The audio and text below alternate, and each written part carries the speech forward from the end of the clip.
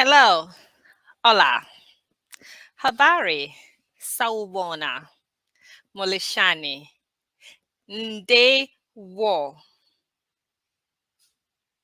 From wherever you're joining us, I want to warmly welcome you to our conversation today as we have a very important discussion on the upcoming US Africa Leaders Summit. What should we expect? So the White House will be holding the US Africa Leaders Summit December 13th to 15th. And the announcement for this summit came shortly after the Nigerian entrepreneur and philanthropist Tony Elumelu called for a new US-Africa engagement. In the call, published on July 11th, 2022, in The Hill, Elumelu contrasted the absence of America on the continent with the presence of US allies and adversaries who have been making investment pledges in billions of euros to target specifically the health sector, education, digital innovation, transportation, infrastructure, and green energy. The absence of the US began around 2012, when for the first time, China's investment on the continent surpassed those of the US. In the recent past, both the Obama and Trump administrations have put in place a number of efforts to foster good relationships between Africa and the US. However, I think most of the work that has been done in forging that relationship and what can clearly be pointed to emanates from the time of the Clinton administration. In the Clinton administration, we saw the establishment and enactment of the Africa Growth Opportunity Act, AGOA, in 2000. So we come to the Biden administration. In August 2022, the Biden administration issued the strategy towards sub-Saharan Africa. The strategy has 4 strategic objectives, and these objectives are to foster openness and open societies, to deliver democratic and security dividends, to advance pandemic recovery and economic opportunity, and lastly, to support conservation, climate adaptation, and a just energy transition. The strategy also says that the US recognizes the tremendous positive opportunities that exist to advance shared interests along African partners. This is quite a lot. And to unpack all of this, I have a panel of experts that are joining me today so we can have this conversation to look at the US Africa Summit. What are the expectations? What should people be expecting out of this? So join me in a moment as I introduce the able panelists for this conversation. Thank you.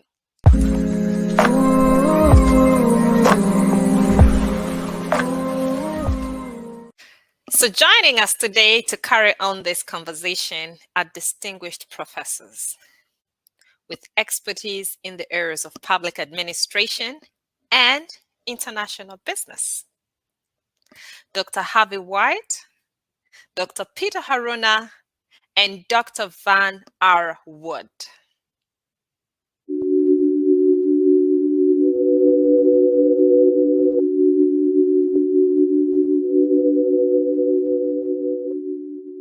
Dr. Harvey White is an affiliate professor of the Biden School of Public Policy and Administration at the University of Delaware and Professor Emeritus at the University of Pittsburgh in Pennsylvania. His research focuses on talent management, including nonprofits and community leadership, as well as organizational management and performance evaluation. So Dr. White has done a lot of work. He's been past president of the American Society for Public Administration, and he was the founder of the Gulf Coast Center for Health communities. He is an outstanding professor and he has won several awards, and he's traveled vastly across the continent of Africa and across the world. So Dr. White, I want to welcome you to this conversation today.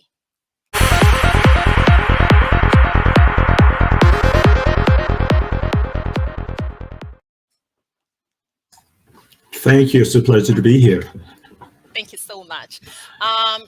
So we have the US Africa Leadership Summit coming up December 13th to 15th. And I have read the strategy that the US has for Africa, sub-Saharan Africa. And I've also been studying over the years how investments onto the continent have been flowing. For a long time, the US invested more money in terms of foreign direct investment in the continent of Africa than China, for example. In 2012, we saw that flip. For the first time, Chinese investments skyrocketed and US investments went down. And over the years, it's been like, okay, what is going on here? A part of me feels like there's some sort of nervousness that exists in the relationship between US and Africa. I'm borrowing the use of the word nervousness from Susan Gooden. We know her well. Powder School, yes, that's where I come from. So I'm borrowing her terminology. There is this nervousness in the relationship between the US and Africa. And it seems like there's something unaddressed. There's something that needs to be said. There's something that needs to be done so we can start and work together on an equal footing, which I understand is, the goal for this summit that is going to take place in a few weeks' time. I would like you to speak to the complexity of the past, and specifically speak to the complexity of slavery and how it continues to impact the continent of Africa, and how those complexities would be solved and help us to get to be together on this partnership. And how much time do I have? Let's start, though. I think you're absolutely correct. There's a history that this country has never faced. It's never faced the history of the role that the U.S. played in the underdevelopment of Africa. There's a book called How Europe Underdeveloped Africa. Well, that book doesn't talk specifically about the U.S., but many of the resources that came from Africa, the most important resource in any country is human resources. And if you think about that being the most important resource, the human resource, or the human talent, as we say fondly now, if you take away the human talent, nothing else matters. And that's what I think the first thing to happen. We've never faced that we played a crucial role by receiving the talent from Africa to develop the U.S. I just finished seeing the movie, African King, Woman King. And part of that movie talks about, how the U.S. economy was built on slavery. And until we acknowledge that, I don't think we're ever going to be able to openly deal, I think, in a way with Africa that should be dealt with. Now, that being said, if we wanted to really talk about it, and we talk about reparations for African Americans, if Africa really had, and I've heard this discussion, it needs, or it should have reparations. Would that ever happen? I'm not sure that it will ever happen, but certainly wealth was taken from Africa in terms of human resources. That's the first thing. The other thing that's happened, I think, and that has shaped America's view of Africa, that if you view that human talent come from Africa as less than human, and then you're relating to people on the continent, are you related to them as equals? And I think we have to move to a point to understand that it is long past that we can look at Africans and try and tell them what to do. We're going to have to start dealing with them as partners, equal partners. We're going to have to build collaborative relationships. I think that's going to have to happen. The other part of it is in terms of how we think about development on the continent. Yes, we want to have Africans exporting goods and services, and we want to export goods and services to Africa. That relationship does not been equal. If you think about what is exported from Africa and what's exported to Africa, Africa exports raw materials primarily. And I think the vision has to occur as to how we can change that process around.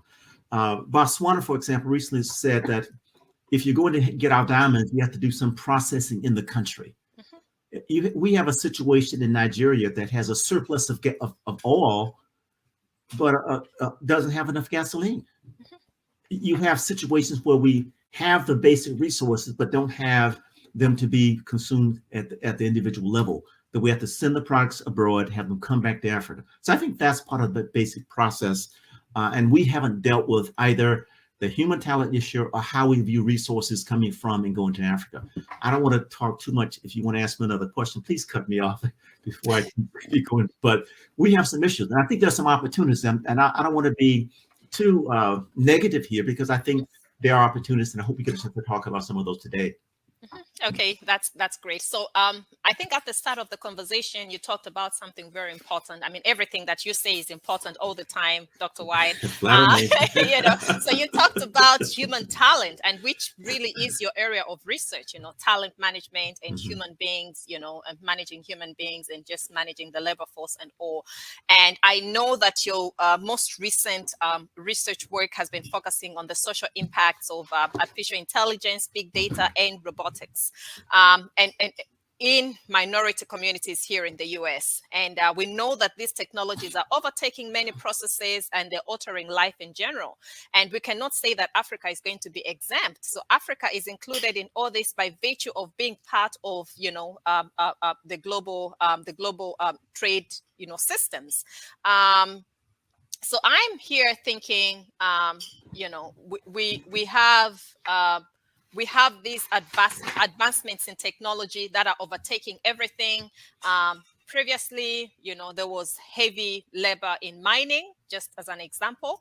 I have a good colleague at one of the big mines in the world, Kansanshi Mine. It's in my country, Zambia. And most of the operations there are automated. They just blast, and they use AI, and they use, big machines to move the ore around, and human capacity has been replaced, So we've actually seen most of the replacement of human capacity happening on the continent of Africa, If we think about the agriculture sector, it is the same.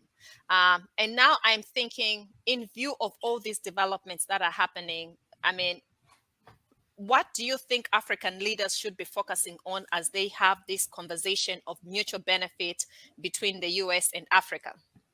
What should the focus be? Well, I won't do like I see America is doing to tell Africa what it should do. I have an opinion. Yeah. And I'll be happy to share it. And in fact, I've lectured on talent on AI in Ethiopia. I've lectured on AI in South Africa, in Malawi, and other places. And I try to focus on the country, what's happening in the country when I do that. Yeah. The other thing that I try to do is to say to individuals that I'm having conversations with, we're not helpless. We have an opportunity to make a difference, but it takes a vision to do that. And I think that's what I would encourage our leaders in Africa to do, have a vision. And that vision should be, this is how we can use this technology. There was about 15 years ago, there was no notion about technology helping us to make this giant leap. So we have to go through the changes. I think AI has a chance to help us do some of that. And it has a chance for us to reinvest in our human talent. I think that one, the vision and understanding this is reality. It is affecting Africa. It's going to affect Africa even more.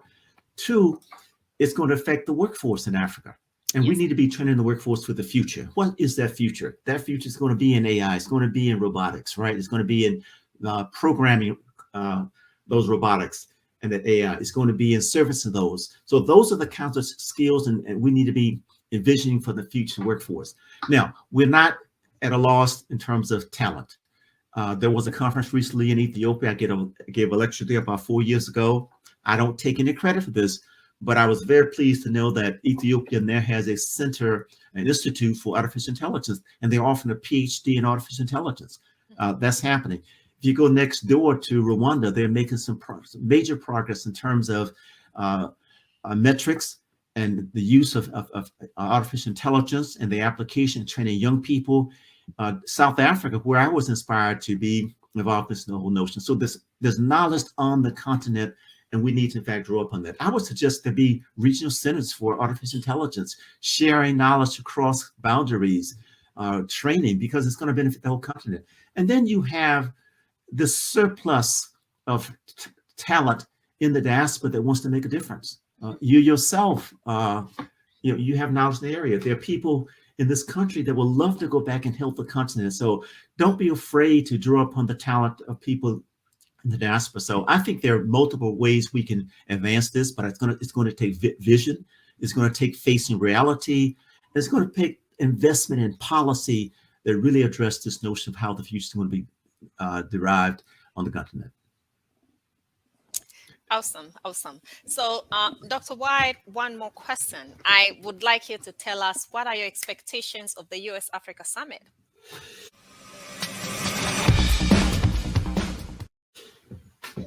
Expectations versus my desire. Let me phrase it that way. My desire is that, my expectation is that Africans will come and there'll be an exchange and there'll be relationships built. And I don't think there'll be any substantive changes out of this, but I think there will be an opportunity for policymakers in the U.S. to get to better know the current leadership in Africa, because there's a transition taking place. The old leadership in Africa is changing slowly, but gradually. You've got some young people, and we talk about democracy, we talk about inclusion. If you look at what's happening in several countries today, you've had coups taking place, and you've had popular support of those coups. We have to ask the question, why is that? Why is it that in some countries where we see what we would consider anti-democratic regimes taking place, there seems to be quite a bit of popular support? We need to ask the question. And has democracy failed Africa in the Western context? And we need to let Africans talk to us very candidly about their notion of what is democracy, what their notion of inclusion, and not let it be something that's imposed upon them. So that's kind of my expectation. There'll be this new dialogue of equals that's taking place. That's my expectation that will come out of that. My desire would be that African leaders would come to the U.S. and ask some very tough questions of the U.S. You know, what is it that you're going to do to help advance development in Africa? What do you vision? How will you come and build partnership with us? Will our voices be heard? I want to see Africans engaged in that kind of dialogue. I also want them to ask tough questions. One of the reasons I got involved in Africa 30 years ago, it was during apartheid in South Africa. A group of white individuals, very good intentions, went to South Africa to help do some work with the transition there. And one of the things that the South African asked was, and these were 5 white men, and they said, are there any other people besides white men in Africa? And they knew what the answer would be. And the response was, we don't know anybody qualified. Well, fortunately, the people in South Africa knew me and said, we know some people who qualify. I share that because I think one of my disappointments as I travel toward Africa, I don't see America represented very well in terms of the diversity of the people in America. When we see people in the embassies, whether USAID, whether we're talking about PEPCO, whatever we're talking about, it ought to reflect America. African Americans, Asian Americans, Native Americans, European Americans. That's our strength. I don't think we're actually using that to our advantage. And that it gives us, I think, as Americans, insight into Africa that no other nation has with the African people. We're talking about the recent immigrants we have, we're talking about African Americans, we're talking about the Caribbean Americans. We have, I think, an insight that can help this country build relationships that others can't. And that's not to exclude others, but I think we're not using our resources. So I think when I talk about the possibilities, I would phrase it as this whole notion that we have, I think, some unique relationship possibilities. I think we have some unique responsibilities in terms of what has happened in Africa. And I think we also have some unique opportunities. And we need to seize those by really making sure that America reflects the American workforce in its embassies around the world, and particularly in Africa. Thank you so much. Thank you so much, Dr. White. Reminds me of, what I always say, that, there's a lot that the US and Africa have in common. I think the US is the only place where we have a whole group of people that is named after Africa, African Americans. Mm-hmm. I don't know, I haven't heard of African Chinese, I haven't heard of African Russian, I haven't read, so the large population of Africans that we know, of course, other than the continent of Africa, we know most Africans are in Brazil, but the United States has a whole group of people who have an identity and name that is closely tied to the African continent. And like you have said, there's lots of opportunities that are there that could be used to build bridges, and foster relationships and foster trade and just get us to the next level of partnership, which we hope is going to be on an equal footing. So I want to thank you so much. Yes, you can go ahead. I want to simply emphasize that there's something called the Consortium for International Management Policy and Development. We've been working in Africa for 30 years. We just left Malawi. We sponsor young people, businesses, and we're not trying to convince those young people they should be involved in foreign exchange, but to build businesses to serve the local population. We're giving scholarships, and we're going to be meeting next in Rwanda in 2024. So come join us, join the partnership, because we believe we have a lot to offer Africa, and Africa have a lot to offer us. We learn as much as we share, and so we're excited. And thank you for involving me in this discussion. And I wish you the very best. Thank you. Thank you so much.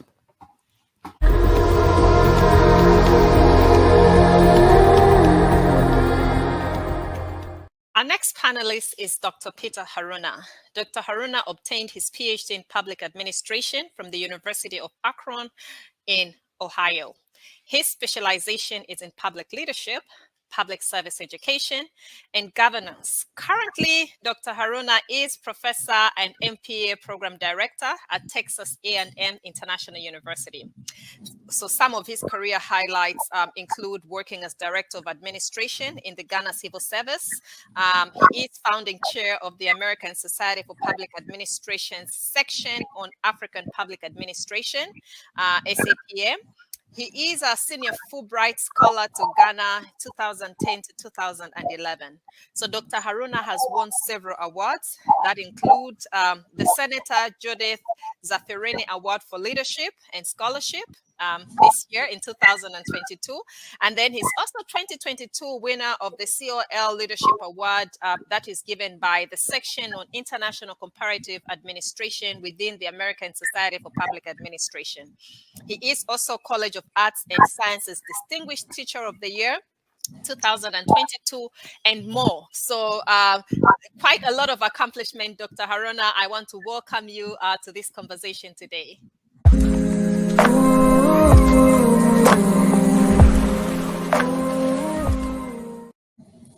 Thank you very much, and I'm so glad to be here with you. Thank you. Thank you so much. So, Dr. Haruna, you bring a strength on this panel, your background in public administration. You've been an administrator and you've done a lot of work. You've published a lot of work in administration, and your passion for public administration in Africa is a marvel. I always think when I'm writing something about public administration in Africa, I have to think about Peter. What did Peter say all the time? So I just want to commend you for the excellent work that you have done to just promote good public administration on the continent. Thank you. Yeah. Now we know that public administration is the backbone of every country. And sound public administration is a facilitator of not only law and order, but also trade. The US Africa Summit's main focus on the second day is focusing on business and trade and entrepreneurship. I would like you to give us an overview of the state of public administration in Africa.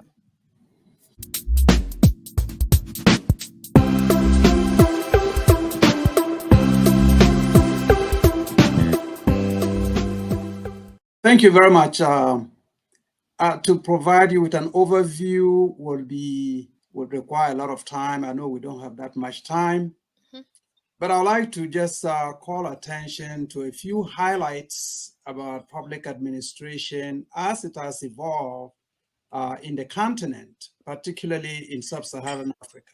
Yes.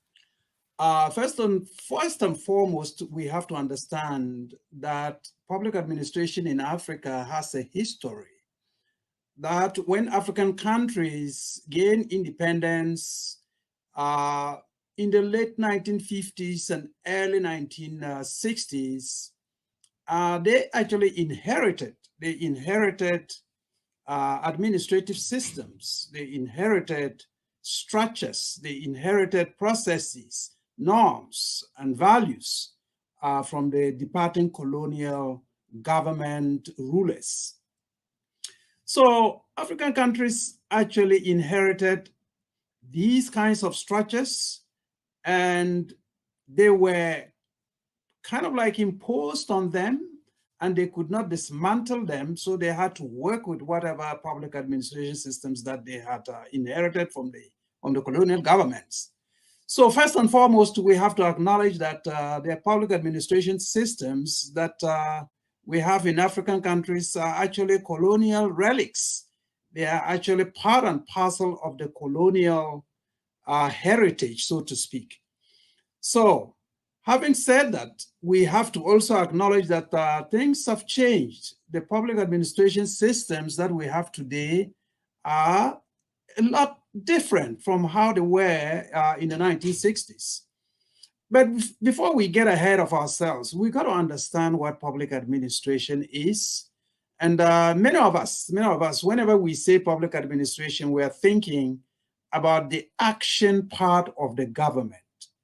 The action part of the government, which means it is the part of the government that actually translates public policy into concrete action to provide goods and services for society. So that part of the government that does that on a routine basis typically is referred to as public administration. Of course, that is very simple and very simplistic. Public administration is more complex than that. But for our viewers, we just need to simplify it for them and for them to understand that anytime we talk about public administration, we're talking about a very big, complex undertaking. But in terms of operations, government operations, we can all agree that whatever happens in government, whether it's road construction, it's school construction, it's hospital construction, is actually derives from and is originated in public administration enterprise. The other thing that we need to acknowledge is that public administration is also a discipline of study, and many areas in the continent are studying public administration, and they are training public administrators to be able to deliver the goods and the services that will provide sustenance for individuals and also improve the quality of life. But the most important aspect is that public administration is dynamic. It has not just remained the way it was in the 1960s, right after independence. It has changed. It has changed in many ways. In the 1970s and the early 1980s, many African countries made attempts to change the ways and the manner in which public administrators approached their work. And a lot of that change depended a lot on managerial tools, focusing on trying to solve problems on the grounds, focusing on how to improve the quality of life, focusing on how to actually solve problems. So in general, the public administration systems that we have in Africa, have all focused on the nitty-gritty, how to provide the goods and services to their populations. We call that the micro-governance of public administration. So focusing on the organizational level, how organizations can be organized, and how they can actually provide the goods and services, how they can translate policy into concrete action. So that is the simplest definition. And I just want for us to stick with that rather than go into the complexities anytime we talk about public administration. But I'll be happy to expand the definition for you if you have any more questions in that regard. Thank you, Dr. Haruna. And now my next question is, I mean, it's PA is complex, but PA is also simple. And in view of what we're going to be having before us, the US Africa Summit, what do you think is the role of public administration, and how should African public administrators, who I want to believe a number of them are coming, flying, making way to the US for these conversations, what should their focus be? How should they position themselves to gain the most value out of this conversation so that we can get to that place of a partnership where, you know, the differential power dynamic is not really there, but we are at balance? Just speak to public administration and oh. You're right. It all comes down to what gets done. So we can have all these forums, we can have all these initiatives, we can have all these summits, we can have them all year round. It all comes down to how these decisions made at these forums, how they are translated into concrete action, how they are translated to be able to improve the quality of life for the majority of the people, how they are able to reach and to influence lives in the rural areas, not only in the capital cities. So if you are an African public administrator and you are at this summit, the first thing you will have in mind, in my view, is to be able to capture what are the main decisions that are being made at these forums that you think can actually help to change lives, that can transform careers, that can help to improve the quality of life, not just in the capital cities, not just in the bigger cities, not just in the towns, but also in the communities around around Africa. So let me give you a specific example. So if the initiative was, okay, we are going to invest. We're going to invest in agricultural production. It all comes down to the public administrator on the ground who is going to operationalize what does it mean and what does it take to actually invest and turn that investment into influencing people's lives, into helping people to understand how to help themselves. So the public administrator is the one that actually confronts the problem on the ground. So yes, the summit is taking place. Yes, the summit will come out with white papers. They will come out with decisions. They will come out with whatever agreements they have. But at the end of the day, what we need is a public administrator who can take these decisions and translate them in understandable ways and make them operational, make them helpful to the ordinary person on the ground, in the rural areas as well as in the cities. So I think public administrators must come to these summits with a mentality that they are not only coming to a theoretical conference, they are actually coming to pick up decisions that can be translated to influence people's lives in a very positive way. Thank you so much, Dr. Haruna.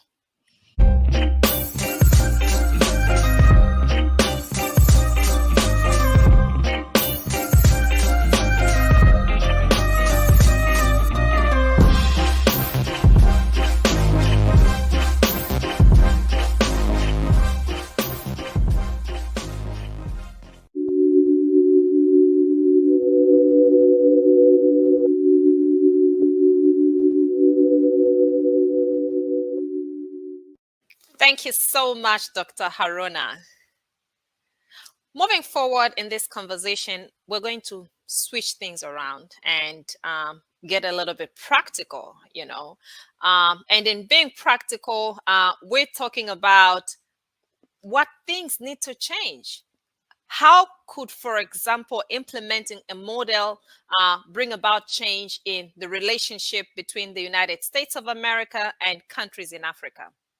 How would that foster trade? How would that foster economic development? And to help us to understand this practical part, the practical aspect, I am so honored to have our third panelist join in this conversation, Dr. Van R. Wood.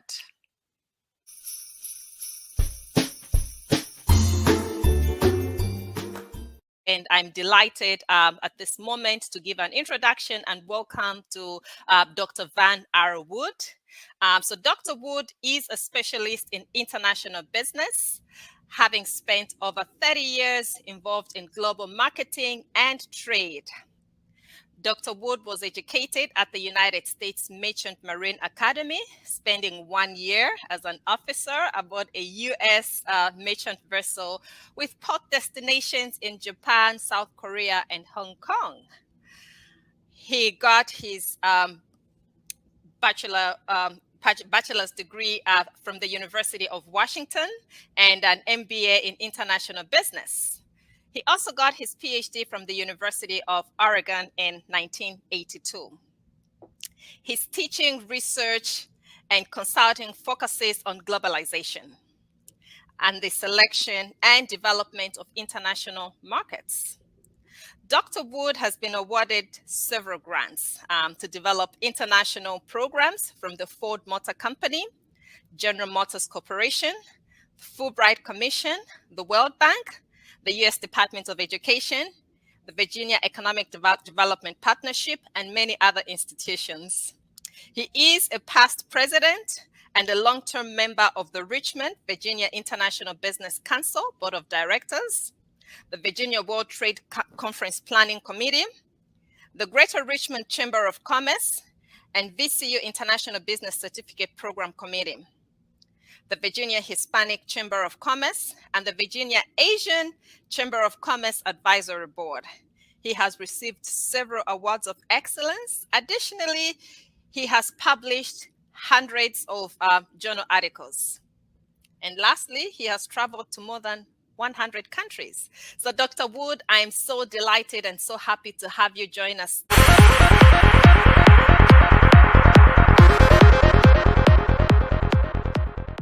Thank you very much. It's a pleasure to be here. In fact, let me just say that I have, throughout my travels, as you said, I've been to a variety of places, but I think that probably the most exciting place I've been is the African continent in terms of the potential and the promise of that area of our world. I'm really excited to be here. Great. Thank you so much. So, Dr. Wood, you developed the Vibrant International Trade Alliance model, VITAL. I know that this has been implemented in Latin America and in Europe. Could you describe the VITAL model and how it works? What are its main assumptions? Right, and I've developed a couple of quick slides here. This is sort of just an introduction, and you'll see there that you have my email. So if anybody's interested, please feel free to email me after this session, and I'd be happy to interact and respond back. So go to the next slide, please. What we have here is VITAL is an acronym that stands for the Vital International Trade Alliance. It's a partnership. In this case, I frame it up as a partnership between Africa and the U.S. And as you see in here, what it does is it combines U.S. and African, and the AITIs are the Agencies for International Trade. Almost every, in my country, every state has one of these. We have obviously one at the federal level, but in Africa too, there are many states and many countries that have agencies that are specifically charged with enhancing international trade in business. And what the VITAL model does is it brings together these agencies along with public institutions of higher education.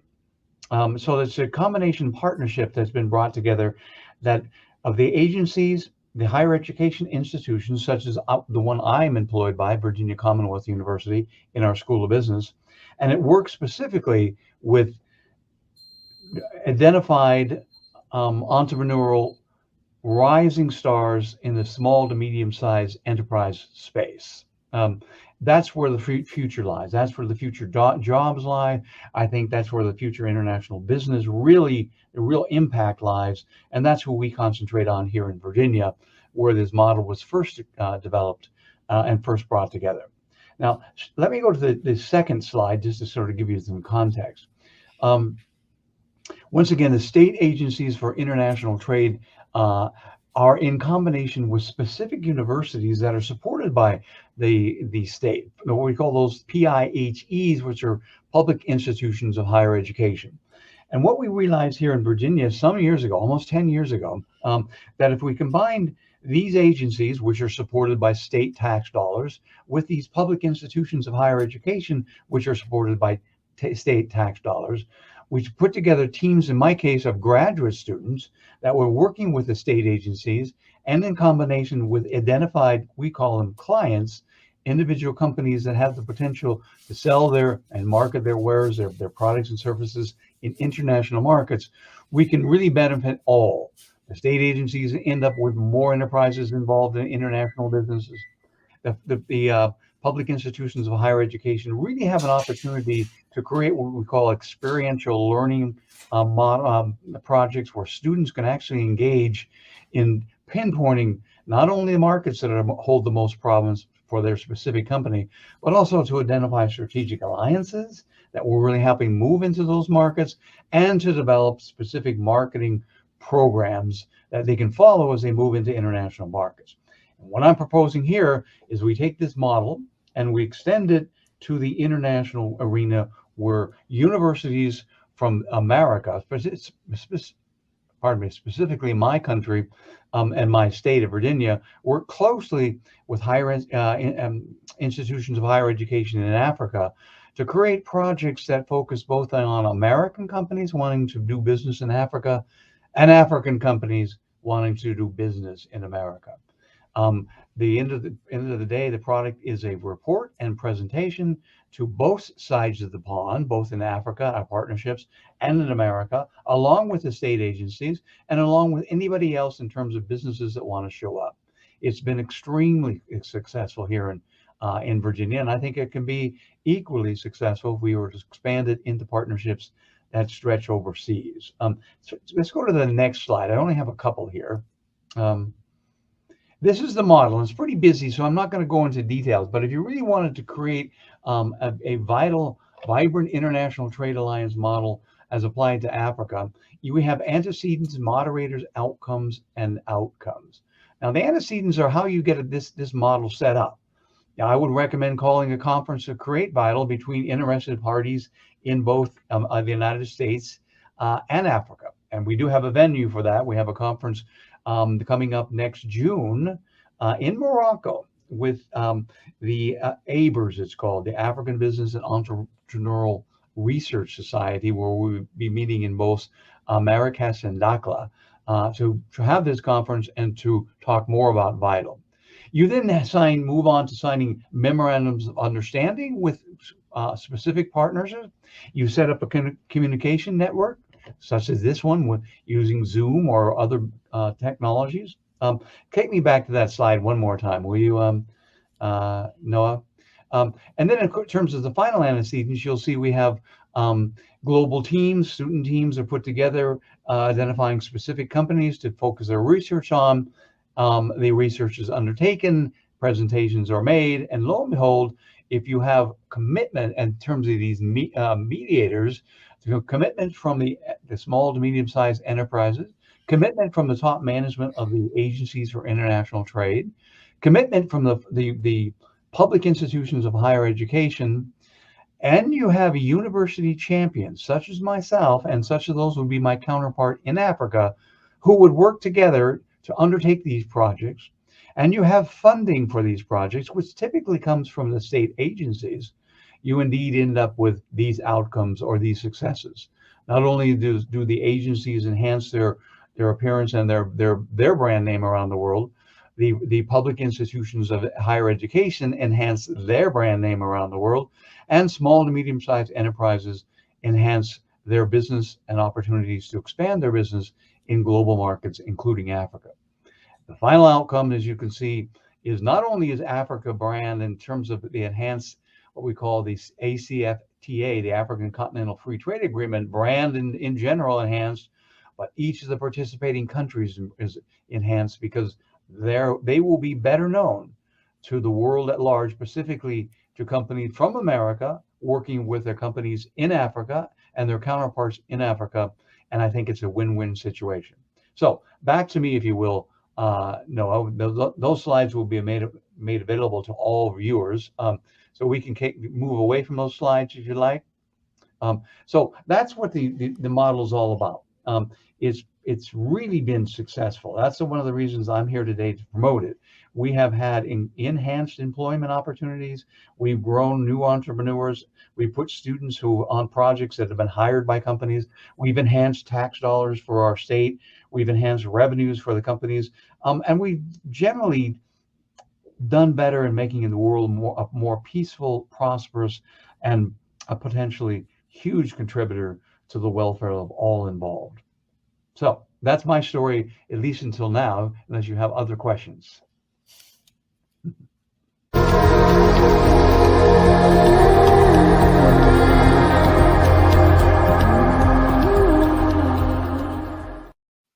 So Dr. Wood, very nice explanation of the vital model there and how it would be implemented. And I'm seated here and I'm thinking, Africa is large and broad, and it's not, it's 54, 55 different countries. And I look at the selection of countries there and I'm like, my country is not there. Well, my country is not listed in the model. So what do you foresee as challenges that would be there in rolling out this model? And of course, you have to answer why my country isn't listed on there. Absolutely, absolutely. And that's not an oversight by any means, because I think Zambia is a fabulous place. And I also think it has enormous potential. In the paper that full disclosure here, that Dr. Musata and I have just received word that it is to be published in the archives of business research, explains this whole model and indeed pinpoints some examples of countries and universities in those countries that could be in this vibrant international trade alliance between the United States and our individual states and the countries in Europe. So it's not an oversight. Zambia certainly could be in there. It was just like we were giving examples. But what we're looking for in particular is the challenge is one, to get the universities that are really interested to commit. Two, to get the state agencies for international trade in countries or regions within countries to commit and be interested. And three is to get champions from the universities. Frankly, professors such as Dr. Musata and myself, who said, yes, I will work with these students. I will put a company in front of these students who's a really viable client. In fact, what I do is I actually put the onus back on the student team, saying, bring me companies that you think are viable for international trade. And I teach them how to do that, of course. We use our world-class databases to not only pinpoint potential companies, but to build the models and the algorithms and depict the methods that we actually pinpoint the best countries for this international trade focus. And so the challenges are to get the partnerships involved, the partners involved really committed. Agencies, state agencies, universities, public universities in particular, and champions within those universities to work with students, particularly graduate students, to turn them into the future international managers that are kind of, take our world to a better place. Those are the real challenges. But we've done it here in Virginia for over 10 years. We are funded by state law. It works. If you want to see enhancement of international business and international trade and the development of an entrepreneurial class that will take everybody involved up to a new level, come and see what we do. We can have other conferences where you can meet me in Morocco during this ABERS conference, or you can just send me an email and I will be happy to set up times and we can chat. Great. Thank you so much. Now, Dr. Wood, I've worked with you for a number of years now, and it's just an honor to be able to work with you in the School of Business and to learn from you, to learn a lot and to do research with you over the years.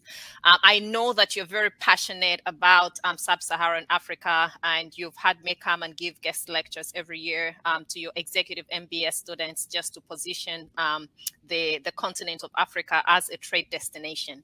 So I'm seated here and I'm thinking the US Africa Summit, the focus is on trade, and the focus is on beyond trade. How can we work together to enhance security, climate change, and all these other different aspects? So I've been asking myself, based on what I have observed, most institutions of higher education have an Africana Studies department, and the focus largely is on the histories of Africa and issues like that. There's really little focus in business schools in this country on economic development, and specifically Africa as a destination for international trade. What should be done? What difference can be made in that area to just position Africa as a destination for trade, as an international market? What should professors be doing? That's a great question and a great insight on your part for seeing that there are players that are really quite skilled and quite well trained in their areas, but maybe aren't playing the role that they could play. And what I would position as Dr. Musata is that you need in our world today, if you're going to be a success, no matter what you are, an international business person or an Africa-centric, historical person, you need to be a boundary spanner.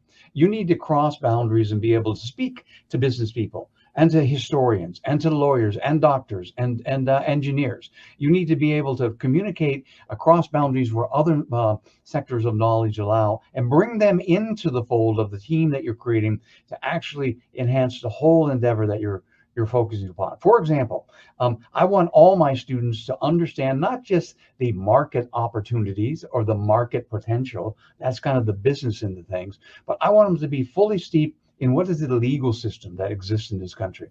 What is the political system and what are the realities there? What historical perspective could really inform them about where this country and these cultures are at, and what does that mean for them? How would that mean specifically if they studied sociology and the cultures of country? How would that help them be more successful in the market and from a business standpoint? How do you not make cultural blunders when you're not new to a culture?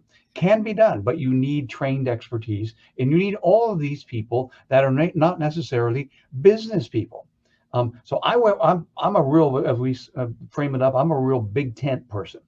Let's have a big tent. Let's let all the people of expertise, all the people have the elite knowledge, join hands, work together.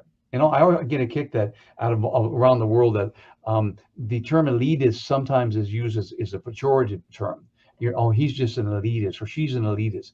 But I ask you, if you're going to fly somewhere in the world and you're hopping on a plane, do you want just a mediocre or average pilot, or do you want the elite pilot? I want the skilled. I want the elite.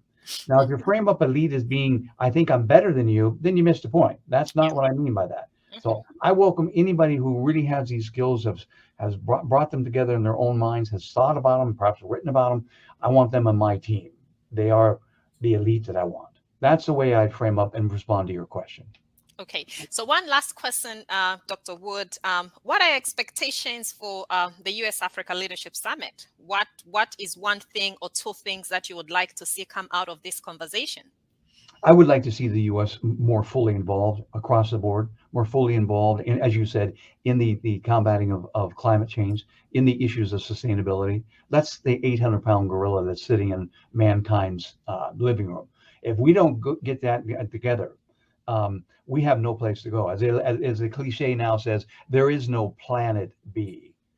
A little play off the words plan B. There is no plan B. If we get kicked off this planet by Mother Nature, that's the end. So we need to bring our policymakers and our government officials together to deal with that. That's what I hope to see. I'm really encouraged by what happened in the COP27 meetings in Sharm el Sheikh recently. That's a great start. I also like to see an enormous increase in the business activities between the United States and Africa in a win-win situation both ways. And I say this in particular because I know that China and Russia are moving quickly to make to produce a footprint in Africa, to let their presence be known. And in speaking quite frankly here, I think the U.S. is a better partner. And I think we're a better partner because we are a democracy and we are capitalistic. And those combinations cannot be beat. Democracy allows you to have a safety valve where you can vote people out that you don't think are really following what you think your values and what your country can be. China and Russia, they don't have that. And then capitalism is a system that, compared to others, has been shown to be I think the best that we have. It's not perfect. It needs to be regulated. It needs to be put under a microscope and make sure that the rules are played by and that the laws are obeyed. But capitalism, the beauty of capitalism and the heart of it, which is marketing, says basically that you, the producer of a good or service, do not get to have what you want. Prestige, money, return on investment, more investors, higher profits, a better life, unless you make somebody else's life better, unless you create the ways to solve their problems, the ways to enhance and meet the needs of markets, no matter where they lie or what demographic they may be in. In other words, marketing and frankly capitalism are noble. They enhance the realities of the human endeavor. And we can get there someday, if we really work together. And that's what I'd like to see out of that, the vision of what we can be, Africa and the US together, and frankly, a counterforce to those who are not capitalistic and democratic. I think that's hugely important. Great. Thank you so much, Dr. Wood. My pleasure. Great to be here.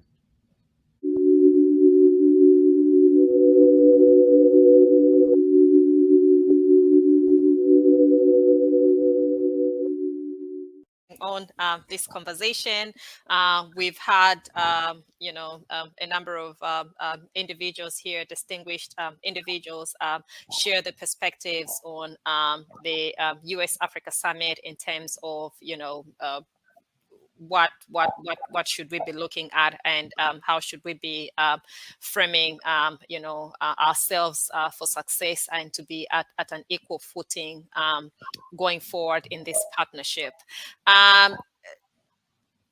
So Dr. White and Dr. Haruna, I know that you've been taking notes and you've been thinking and you've been reflecting in the process. I'd like to give you an opportunity to say anything that you would like to say at this moment, because we should be finishing with our program in a bit.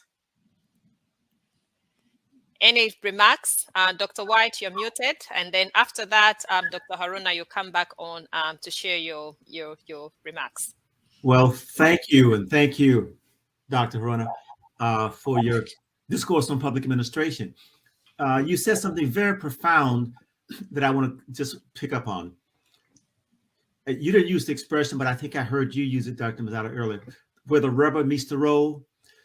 When we talk about those 4 pillars that you described earlier, we need to understand that it's about delivering goods and services to people where they are.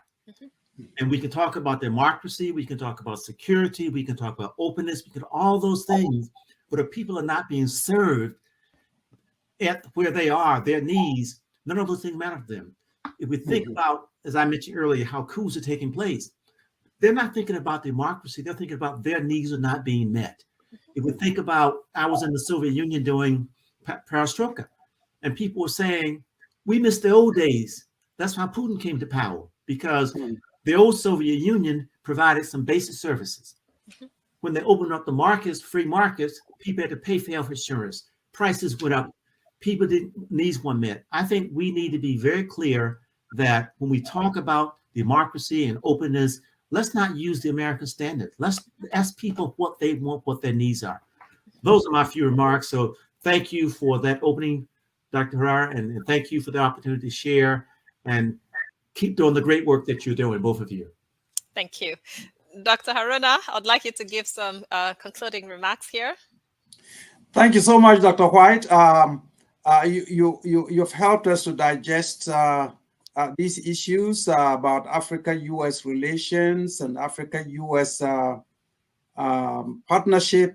And I just wanted to add that the partnership has, as you alluded to, the partnership has not always been equal. The partnership has always been America, the U.S. coming to Africa to tell Africans what to do. And Africans going to these summits and thinking, well, what are we going to get from the U.S.? So it's been very narrowly framed. So these summits have been very narrow. I would like to see a summit that says something like, what can we do together? Yes. What U.S. and Africa do together to promote climate governance? What can the U.S. and Africa do together to be able to promote peace and security? Promoting peace and security as the base for improving people's lives. And as Dr. White, as you've said, it's very, very important that we meet the people where they are. What they are looking for, they are not asking for the sky. They are not asking for computers. They are not asking, they just want day-to-day survival. They want to be able to have good roads to move their food to the towns. They want to be able to have good drinking water. They want to be able to have, the little things that can keep their kids in school, for the kids to have good education. Those are very basics. And so very often when these summits are convened, they are talking about these things as if they are in abstraction. They should be grounded in real people's lives, that these discussions have implications for people's lives and they have meaning for people's lives. And this is how we should approach it. And we should approach it from an authentic partnership perspective, where Africa has something to offer the US and where the US has something to offer Africa. And of course, we are talking about Africa as if Africa is just one. But of course, Africa has 54 countries, as Sumbo has mentioned. So, but there are general commonalities that we agree that the people in Africa just need, the majority of them just need to be able to survive on a day-to-day basis. And these concepts, democracy and all of that, these don't even translate in our local languages. And there are many local languages in Africa. So if you ask in my language, for example, if you say, what is democracy? I cannot translate it. And if I cannot translate it, then it cannot be implemented. If it cannot be implemented, it cannot influence people's lives. And this is the kind of mentality that I would like for all the African leaders, to bring to bear in their discussions in the US-Africa Summit. Thank you. Thank you so much. Thank you so much to the panelists today. We have had Dr. Peter Haruna, we've had Dr. White, and we've had earlier Dr. Van Wood giving an example of, practicality in terms of moving forward with this conversation. How can we enhance partnership? How can we put in place specific mechanisms that can help us to ensure that there is partnership and trade happening between the United States of America and the continent of Africa? Now, I'm seated here and I'm thinking, we've seen a copy of the US's strategy towards sub-Saharan African countries. And in the past, we have seen several, white papers that the Chinese government has prepared in terms of their relationships and partnerships with specific countries in Africa and with the continent as a whole. And I'm thinking to myself, I don't think I have ever seen any strategy that has been prepared by a country in Africa for its partnership with the United States or for its partnership with China. I do know that maybe those documents are, kept outside of the general public view. But I think that going forward and coming to a conversation like this, it would be very, very important for leaders in the specific countries in Africa, or perhaps the African Union, to have a joint strategy that maps out the kind of relationship that they want going forward. The US is very explicit on this. They're talking about a partnership. They're seeing tremendous opportunities for shared values and interests among the US and the African people. What are the African leaders seeing out of this? How can this cooperation be equal, as the US has been talking, throughout the last few months, that it's an equal partnership that they're looking for? How can this partnership be equal if, as individual countries, or if as a continent as a whole, the African Union has not specifically put in place or come up with a document to say that this is what is going to guide us? So I'm sort of in that place where I'm thinking, okay, I hope that our leaders that are coming through in the next few weeks, have put things in place. And I hope that they'll be speaking with one voice, and the goal is really going to be a partnership. Or else, if that doesn't happen, I think we'll still have, an unequal relationship with somebody being the big brother all the time. For us to change things, we have to be deliberate, and we have to have the right kind of focus. So I just want to thank you all panelists so much for joining me on this conversation today, and I hope that this conversation starts, a much broader conversation around development on the continent of Africa, but then also, US-Africa relationships going forward. Thank you so much for joining me.